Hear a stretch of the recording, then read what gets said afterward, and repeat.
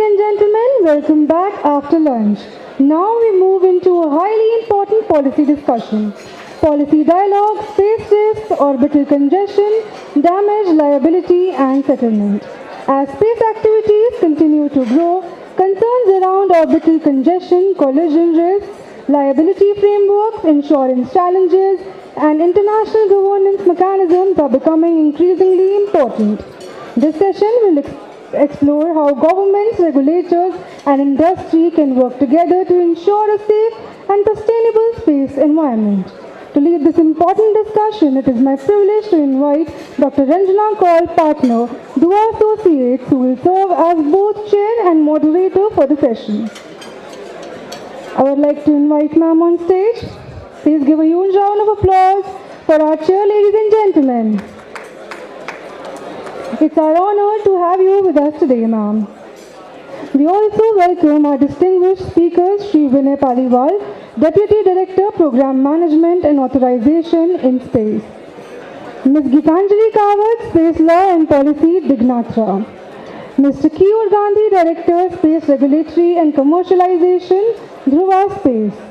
Mr. Devanshu Ganatra, Grey Space Consulting. Dr. Upasna Das Gupta, Assistant Professor, Jindal Global University. We are really honored to have you with us today. I now hand over the stage to our respected chair and all the esteemed panel members. Thank you.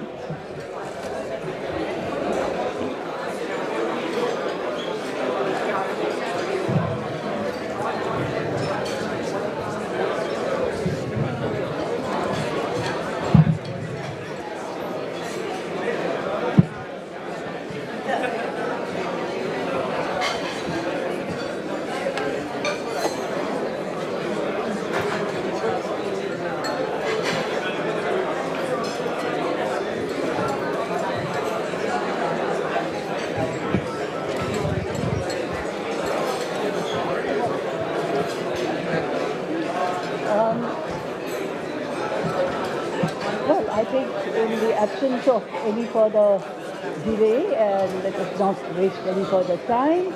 Let's start the session, I think.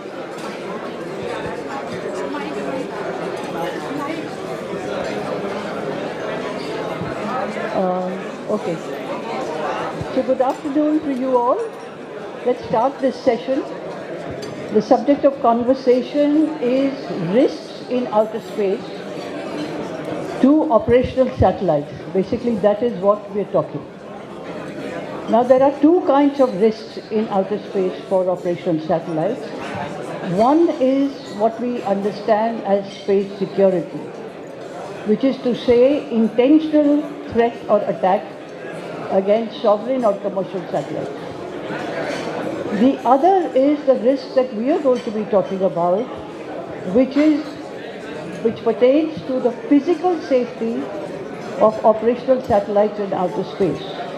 And space safety, that you can easily understand, is one is a military construct, the other is a civil construct. Our subject of conversation is the civil construct. Now, there is much that is said. What is happening? Right. Oh, all right. They're enjoying their lunch still, no problem. So there is much that is said about congestion in space and how it is difficult and what is to be done about this debris. Now, about a week and a half ago, at the inauguration of the 69th session of the Committee on the Peaceful Uses of Outer Space, the USA director, R.T. Holabeni, sounded an institutional alarm bell. She said that at least 10 days ago, she reported that there were 16,000 operational satellites in Earth orbit, of which 95% are in the low Earth orbit.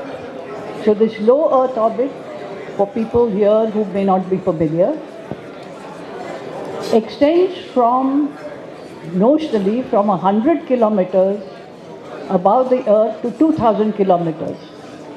But in operational terms, It extends from 160 kilometers above the surface of the Earth, because that is the lowest stable orbit for satellites, to 2000. And it is this where 95%, which is 15,000 plus satellites, are currently orbiting. She also said that there was already a 4-month backlog in the registration of objects that had been launched into space, which means that in fact there would be more than 16,000 and more than this 15,200. So the question is, where and how did this suddenly start? It started in 2019. The 5G wireless communication revolution that opened the prospect of providing broadband services and satellite internet with global coverage has triggered this entire situation of mega constellations. Now when you say mega, then that qualifying feature is 1,000. If you have a satellite that has a constellation that has 1,000 satellites, then you qualify as a mega constellation. Anything less, like we have very few, I think you've launched 3, 4, 5, 6 satellites, and you can imagine the difficulty. This architecture, this proliferated architecture, has made space even more congested. Now think about it, there were 2,000 active satellites in 2019. There are more than 16,000 6 years later.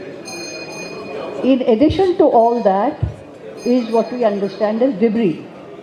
So what is debris? These are derelict satellites. These are space launch vehicles, different stages of that launch vehicle which has delivered its payload and is now orbiting. And what happens is, question you might ask is, then what is this little pieces of debris and where do they come from? A lot of satellites have residual fuel at the time that they become derelict or non-operational. Those explode. You're traveling now at the range of velocity is from about 27,000 kilometers per hour at around 200 kilometers to about, well, less than 25 at 2000. That's the velocity. So when this satellite will explode, it will become into hundreds and thousands of little pieces. As far as the spent parts and stages of launch orbits of the launch vehicle, they often carry nuclear fuel, as do satellites. Now at this point in time, there is no reported case of a spent stage having, sort of exploded in outer space, and you can imagine the kind of nuclear, I don't want to imagine that actually. So now as far as these little parts are concerned, they come in different sizes. The present technological capability allows us to track pieces of debris that measure 10 centimeters and more.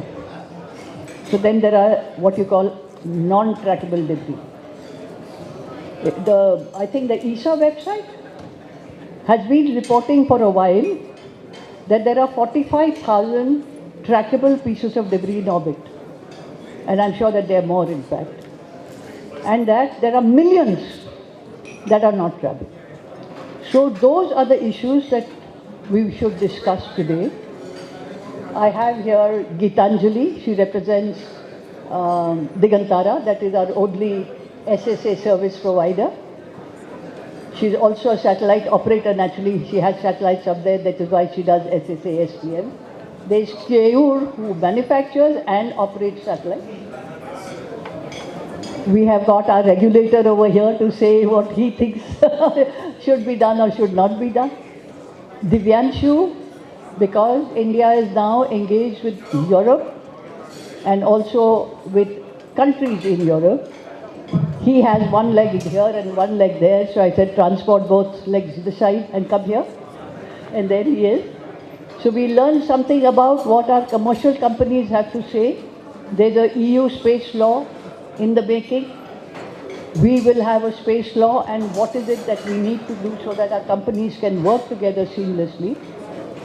And most importantly, we need to stay plugged into what is happening at the United Nations in the COPOUS Scientific and Technical Subcommittee.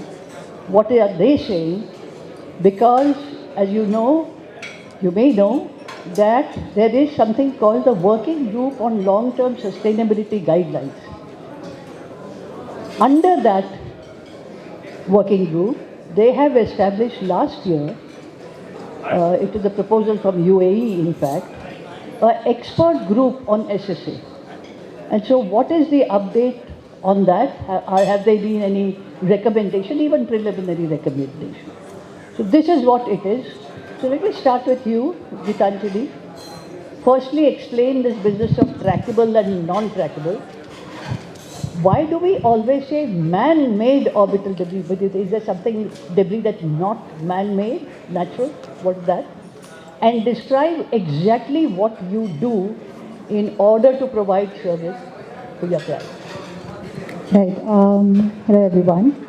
Maybe I'll just start off with a clear demarcation between the two terms, space situational awareness versus space domain awareness. Space situational awareness is basically with the primary focus on ensuring space safety, avoiding collisions in outer space during operations. SDA adds a layer of intention to it. It basically tries to understand the intent and behavior to sort of understand what's normal operations and what's hostile behavior. When it comes to carrying out SSA and what we do here at Digantara, it's three basic verticals. You have hardware, wherein you're talking about ground-based sensors as well as space-based sensors using LiDAR, optical methods. And so space-based sensors basically fill in the gaps where there are limitations for ground-based sensors because things like weather, right? And also the connectivity globally. So together with a combination of ground-based as well as space-based sensors, you're able to collect the data.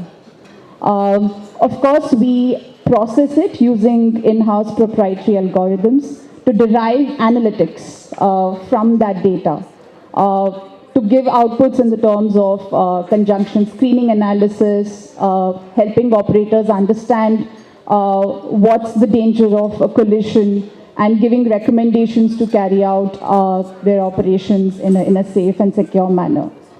When we talk about SDA, you carry out something called as a pattern of life analysis, where you're trying to predict what the behavior, what the potential behavior of a space actor would be, right? So that's one step going beyond SSA. Well, Geetanjali, you say that you collect data. Exactly what data do you collect? And do you only rely on those sensors, whether space-based or otherwise?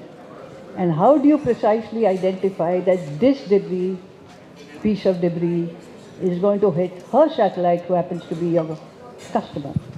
And do you only rely on those images, or is there something else that together you are able to precisely identify? How does it work? It's a combination of three things. It's your own sensor networks. It's partnerships with other entities who can supply data to you, as well as publicly available catalogs. It's a combination of all three where you can get... Data, you mean that piece of debris? Yes. And to go one step further, when you're talking about data, you're talking about TLEs, two-line elements. You're talking about high accuracy ephemeris. There's, of course, a difference between... Yes. So two-line element is a very, I would say, just to break it down into a very simple analogy, is a very, I would say, a sort of not a very deterministic probability of where an object might be and what its trajectory looks like, as opposed to a high accuracy ephemeris, which would give you more certainty, more predictability as to where a certain object might be in space. So that's where data comes in. So Geetanjali, how do you precisely identify? For example, if you wanted to do a physical identification, of course it's going at that speed, then how do you know, or this database that you rely on, what does it precisely provide you that helps you? And as I understand that satellites also emit frequencies, so what are the mechanisms? Are you identifying frequencies also? Are you also physically identifying out of some database? Then does it have a number? Does it not have a number? Deconstruct it. Right. So there are international designators, there are NORAD IDs that are associated to space objects, and that's what's usually done for active satellites when they are being tracked. Now the problem that comes in is with the tiny pieces of debris, 10 centimeters, yes. What we are working at Digantara is detecting something as small as 5 centimeters. And that's exactly what your LiDAR sensor does, right? So these are the kind of technologies that we're developing to detect, identify, characterize the space object, and to sort of supplement and improve the accurate catalog that's already available in the world. And why do you always call it man-made? Is there something that's not man-made? Right. I would say the right term to use is resident space objects, RSOs, which includes debris, which is inactive space objects, as well as active space objects. So that's the more precise term, because what we're doing is, of course, given the use case of the mission, you're looking at, you hit a debris, you hit an active satellite. Of course, the impact is slightly different, but at the same time, if you want to ensure the health and safety of your mission, you need to consider both. How many satellites are you operating? Currently, 3. We have a constellation of 40 coming up in the near future. And at what altitudes are you? So this is 550 to 600. So when you launched, did you have to go through the shell of these mega constellations to get to that? Yes, I think all of us do. The onset of mega constellation, I think, is a serious problem for everyone. And this is where another people often think that SSA is something to be used for in-orbit operations only. It's not. It's across the life cycle of a mission. It's your pre-launch collision warnings, your LCOLAs, your orbit determination, till the end of life disposal when you have to make re-entry predictions. That's the entire use case of SSA for satellite operators. Thank you, Geetanjali. So tell me, the same thing, Keyur, you're running satellites, how many, what altitude, and have you ever faced such a situation? Do you use SSA services? How do you manage? So we've launched about 7 satellites, of which 1 is active today in mission. For us, I'll break down the challenges for us, or rather what we've experienced on ground. In the launch phase, it is very important to have the right opportunity to launch and insert the satellite in the right orbit. Especially when you go as ride shares, you don't determine that. The launch service provider does. Now, a big contingency there of being able to achieve a successful mission with the limited available fuel is finding the right opportunity, and there's a continuous assessment ongoing as to whether at the time of launch, the path that the launch vehicle is supposed to take, the sequence of deployment that is supposed to happen, whether that is aligned well with the current orbital regime of other assets, which as Geetanjali mentioned, is doing a COLA assessment. At that point, I think it's just T minus 30 minutes sometimes it can be even lesser, when the launch may be moved by a few minutes here and there. And that has a downstream effect on how you operate the mission throughout and how you commission the satellite. Coming to post-separation of the satellite or post-injection of the satellite in orbit by the launch vehicle, there are several sequence of events involved in deploying the satellite, deploying panels, if needed, change the orbit and get to the right orbit, as we see with OTVs today. To plan that entire operation, there has to be a continuous assessment, again relying on these databases and these services which are provided, to see how exactly would this change occur. Now coming to the longer phase, where most of the questions arise, right? And pardon me for being very candid on this, but this is a lawyer's thought process, so excuse the way it is put forward for the benefit of everyone's understanding. With the quality of data that is available today widely, not for premium or paid services, but even open source, which is available today, places like SpaceTrack or other open platforms which are in development, the accuracy of a close approach is way off. And then you have actors who are responsible, who would quickly act on coordinating with each other to determine what is the maneuver to be. And then there are actors who are singularly silent on these aspects and don't take this seriously. So if for example, if me and you are walking towards each other from the opposite ends of the room, we know we are off by 25 meters, one of us has to change our course. But if both of us end up changing course in the same direction by 25 meters, without coordinating, we've set each other on a collision path. Who's responsible then? We don't know. Should we actually maneuver? We don't know. And an interesting metric is about 80% of the satellites that are launched today, discounting mega constellations, the 2, 3, 4, 5, 6 satellite batches which are launched, do not have the capability to maneuver at all. In that case, what would it look like when the data itself is not reliable? And today these solutions are in building. And that's why it's very important we focus on these solutions too. So these are some of the questions that come about. And the largest part, which we've seen some cases, unreported yet, of there being damage from smaller debris, maybe smaller than 10 centimeters, where you suddenly see... Talk about that in just a bit. Yeah. So now, here it is. What is your view? Small satellites typically do not carry propulsion systems, and they have to maneuver. So is it a static position that it should not? Is it a case that we could have non-propulsion system alternatives? There are mega constellations that have autonomous CAN possibilities and early warning and so forth. What is the view of the regulator on these new technologies that are clearly going to be required as you go along?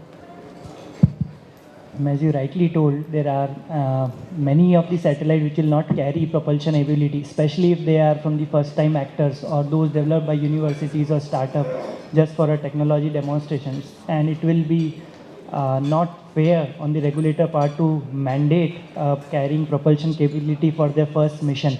So in such case, we do try to regulate or foresee the events which Digantara and other companies are trying to protect. There is still a possibility that they can carry a unique identifier which helps SSA agency to identify them, to better locate their position. Further, whenever they are choosing a launch, the collision avoidance, which is not just limited to their placement in the orbit, the build-up conjunction events that can take place with their co-launches or even the stage or last stage of the rocket, those all are looked after when we authorize as a regulator, when we authorize an Indian satellite, irrespective of whether they are launched by India in an Indian launch vehicle or another. So yes, but it's not that they have a free hand that they can go without propulsion. The current guidelines still mandate that if you are trespassing the so-called human space corridor, that you account for your maneuvering. If you really will be passing or maneuvering in that, you carry propulsion capabilities so that at least you don't pose risk to ISS or other human missions. So if you are targeting that orbital regime, yes, we may force you to carry propulsion capabilities or any other by means for which you will be able to change course for any conjunction event possible. Thank you, ma'am. Divyanshu, what is the status in Europe? And of course, our companies in Europe are in active cooperation with each other. EU and India advancing their relationship. Tell me about how it's working for you. What is ESA mandating for? No, thank you. So, ma'am, initially you very correctly mentioned that ESA is also tracking that pace, and ESA is doing that. But 6-7 years ago, Europe started the EU SST portal. So the intention was that all European countries would basically, whatever data they collect that is related to SST, they would basically share this data to a common portal.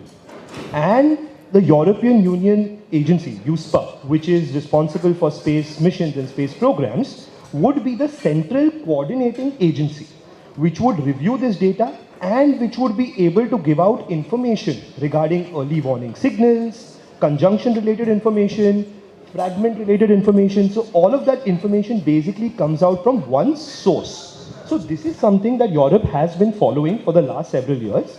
Last year, and as you also rightly mentioned, with this increasing fear that operators have with mega constellations that are coming up, specifically from certain countries, several other countries from Europe who are also not generally a part of ESA programs have also joined this particular body and expanded.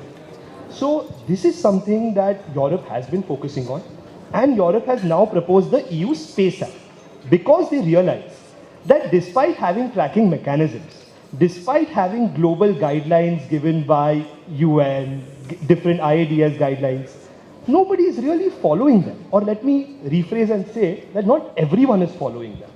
So which is why they decided that now we will have an EU Space Act, which basically adds a layer on top of this. So you are supposed to do something, you are not probably doing it, so we will now mandate you to do it. So that is something that they are. So I must tell you that our regulator in the NGP has made it mandatory for our companies to follow these instructions which are in the debris mitigation guidelines, and there's a very detailed protocol that is given. I imagine India is one of the few countries that has in fact mandated already in the technical regulation, and which I think is a great thing. The other thing that I would like both of you to think about and tell me a bit later is what, since we are, we have a law coming up, presumably sooner than later, and that the EU already has one which is on the table, what are the 2 or 3 things where we can collaborate in such a way that in a practical way it can be implemented in both jurisdictions? So I want you to think about that.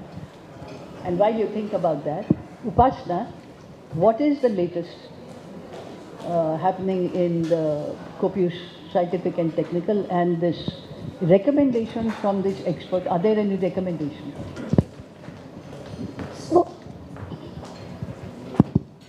So I think what is happening is that, as we know, the COPOUS is happening right now, and what they are discussing in the study group, they are discussing that there are few things that should be taken into account regarding space situation awareness.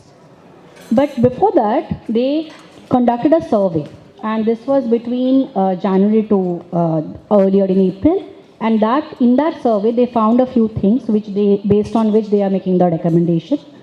The survey basically found that the commercial operators found that space weather, which is basically solar storms or something, is something they are not going to deal with. This is something mostly the countries, the governments will deal with. But regarding the human-made objects, I think what they basically said is that there should be some way of coordinating, and for that, it is absolutely necessary for some details of the operators to be provided.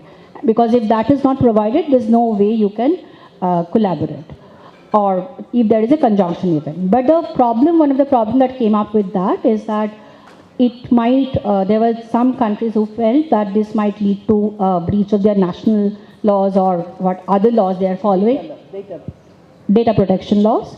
So that's why now they have come up with a recommendation which is more or less finalized, that is on 12th June, which basically said that they said there should be 3 layers. One is that whoever is deploying the satellites, sending the satellites, that launcher, or the operator, whoever is operating the satellite. And the third person is that if we are not able to contact either of them, then we go to a trusted SSA, space situational awareness provider of that operator. But however, there is another option that if you don't want to cater to the 3 options, then you give one national body's data or contact number or contact details, and that body will coordinate for one nation. Okay. So now, as I can see from my time, we've got 4 minutes left. So imagine that there is, first and foremost, if there is a collision, there's a serious problem. If it is a case that it's a collision with a trackable piece of debris and you get this information, then it becomes a matter of economics. You are looking for recoverable damages. So let's say that a collision has happened, you're able to identify what is the mechanism for this claim to be submitted to the other country, because states are liable for themselves and for and on behalf of their commercial company. So it stands to reason that it would be the foreign ministry, the Ministry of External Affairs, that will be now plugged in. Are you in the process of all of this, coordinating with the Ministry of External Affairs to explain to them exactly what would be their role? How is it going to work out if any of our companies were to either cause damage or sustain damage? As you rightly pointed out, if at all such an eventuality occurs, the claim has to be through diplomatic channels. And first of all, our external affairs ministry should be aware of the process. So I can assure you that they are fully aware, because whenever we authorize our space object, we have roped them in at the initial stage, where they give their comments or they are privy to the information of what the activity exactly the Indian actor is doing. So if at all an eventuality arises, then yes, the claim, if they are filing the claim or receiving the claim, they will be involved. And InSpace is always there to help our space actors in any way possible to put forth a claim. So what is the manner of attribution? Because the first thing is definitive attribution. What are the documents and what are the sources of that attribution? Ma'am, that will be that you told the recoverable damage, to prove that it was a fault, and first at all to identify the object with which the collision has happened. So this is, and as unfortunately it is lies on the victim to identify. But what is the source of the information? What is The source, unless if he is not, because most probably he would have already received some conjunction alerts prior to the event, which usually are already sent by Space Track. In any case, STRAC, being the tracking agency responsible for India, also keeps a log or tracking of the Indian space object. So we will be able to provide the claimant, let's say Dhruva, and for it was here, to provide the information on which was the object with which the collision happened. If not, the ISRO also has a specialized MOU for access data sharing to further identify the object. But it can be a possibility that we are not able to identify the object because there are, as you told, not just untrackable trees, there are unowned debris. People really don't know who really owns the satellite also. So in such case, yeah, God help. I imagine that you would have to identify the launching state, you would have to identify the state of registry, because those two are coterminous with exercising jurisdiction Yes, and control.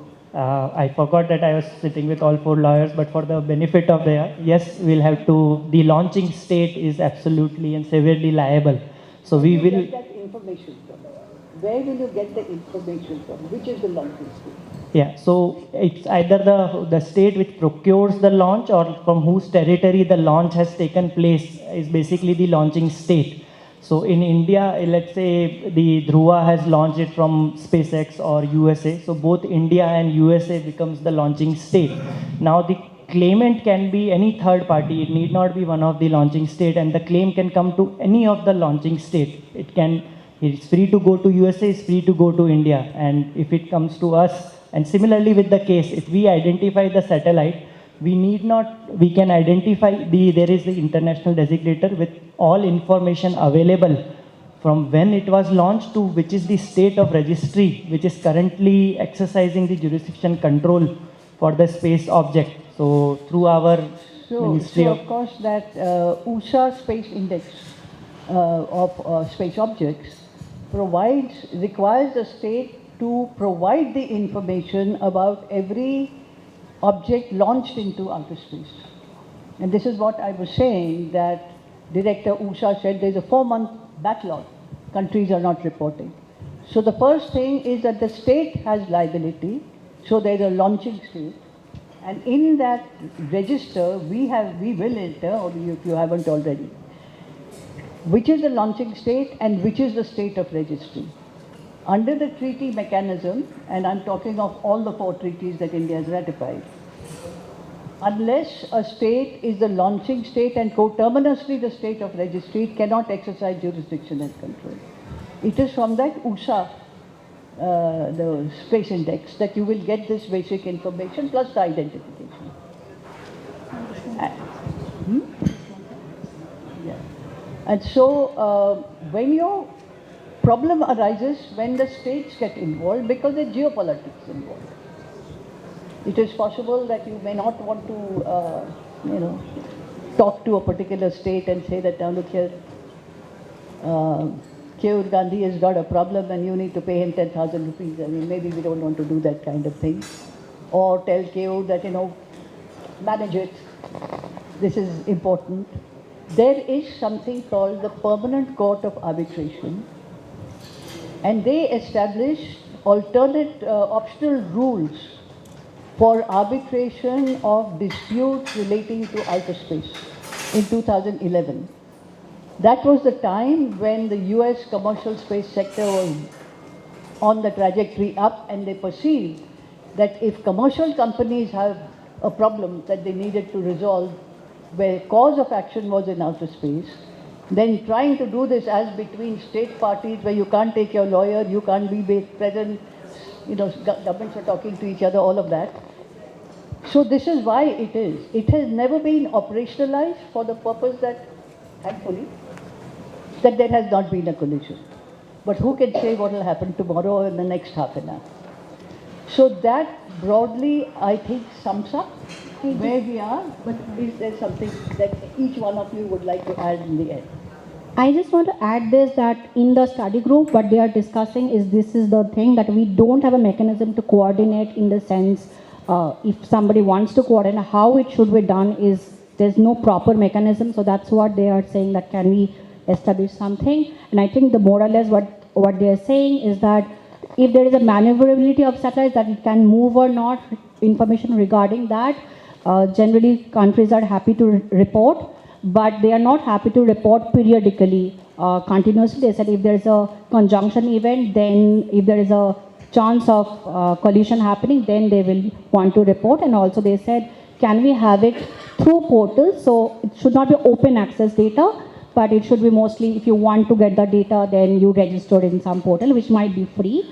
But they are talking about, let's have a portal where you register. And some countries have said that UNOSA can be one of the ways of, as a custodian of the portal, both for the operators' contact details as well as the satellites details. Any suggestions between you and you, Digantara? What can Europe and India do together? So I think definitely there are lots of ways to work together, but now one thing that at least I would say is that sort of reciprocity between data sharing, of SST related data sharing. So not the sensitive data, but the products or the layers that you develop on top of that. So what will then happen is that you have interoperability on standards. So when do you give a warning? When do you say that this is basically a debris? Everything, basically, both the regions have similar understanding on all of those standards. Warning signals become better. And the point that you were making regarding how do you prove, how is there a fault? So when you agree that these are the standards, even between countries, it's easier to hold someone responsible. You have to subscribe to a particular SSA service. You have to get you will get certain warnings through that. You not doing anything in furtherance of the warning becomes your responsibility already. Yeah, and just to highlight the fact, we have customers in Europe who are actually using our analytics services for their missions, right? Because in Europe, they do take their SSA obligations very seriously. So that's already a way in which companies are cooperating, not just, satellite operators, of course. Do you have something to say about liability? Can both sides? So I'll just make two very small points.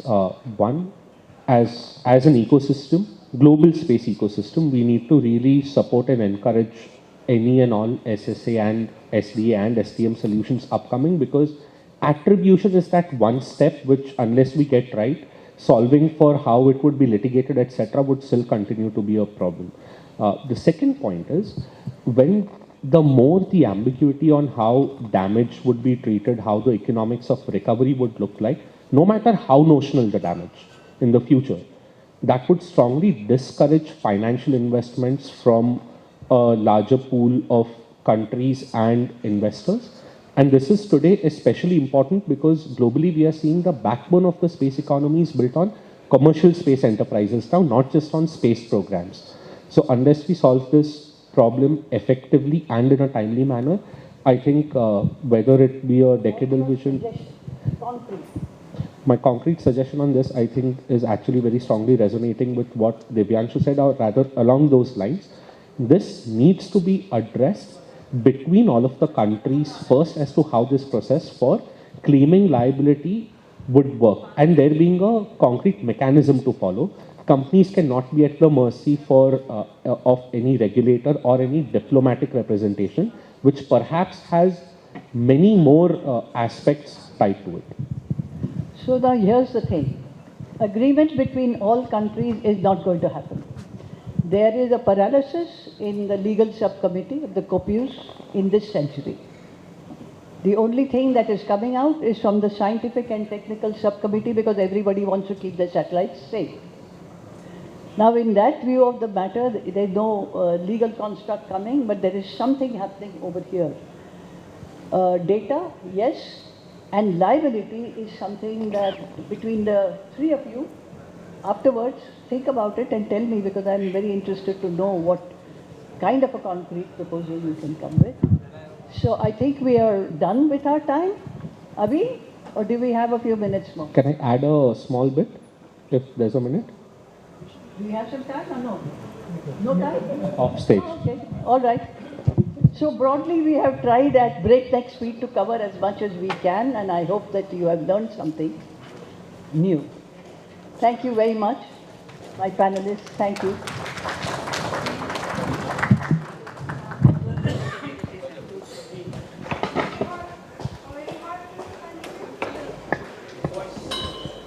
Hello.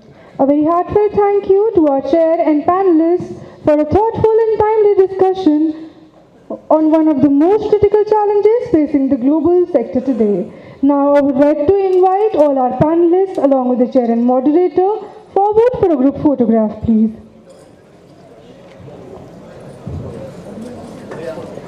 Give a huge round of applause for all our panelists, ladies and gentlemen. We are honored to have your esteemed presence today.